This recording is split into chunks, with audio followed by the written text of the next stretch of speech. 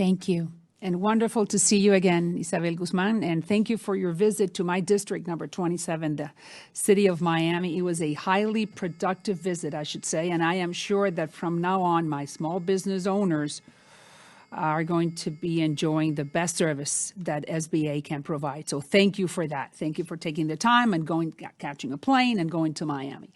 Very grateful.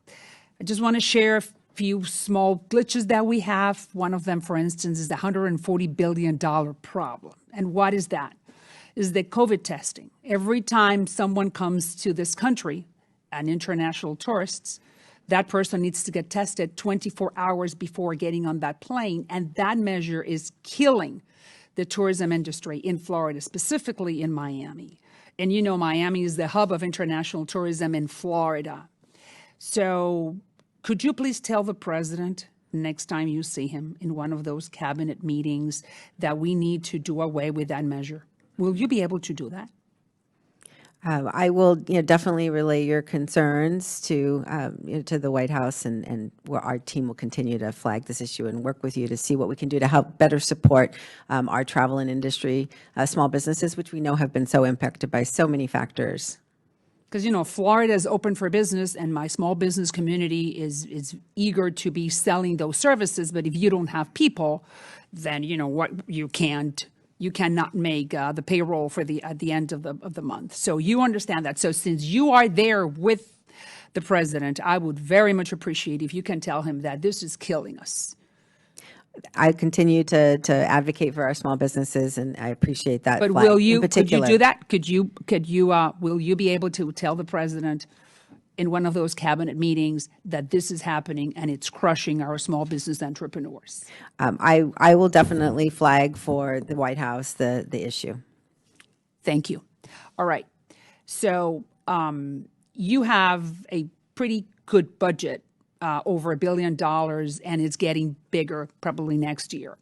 But we discovered something that is troubling, Madam Guzman, is that the budget assigned for salaries for regional and district offices is going down, not up. But in the meantime, your decision has been to increase the money in the hands of the Washington bureaucrats. I believe that someone who's sitting in D.C. cannot serve, understand, or care as much as one of your guys sitting in one of those district offices, that the budget is getting cut for the salaries in those. And even more, I'm going to share with you what's happening in Miami or in Tampa, is that we only have one district office in South Florida for 2 million small businesses. We don't even have a permanent district director. So any reasoning behind cutting money at the regional level and giving it to D.C.? Over time, as we've had to increase salaries and benefits and decrease some of these positions, I understand that all of our offices have been impacted.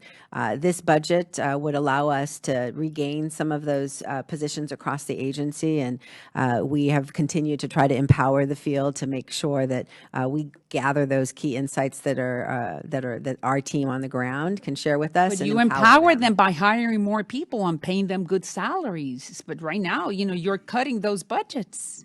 We are, committed to making sure that we can help improve our staffing plan across the field, and that includes trying to ensure that their positions are maintained and that they are receiving the benefit of our expansion. Finally, I have one more minute. I just want to ask you a personal question. You're one of the most prominent Latinas in this administration, so we have the same cultural code. Your parents are Mexicans. You understand the border. You know what's happening down there.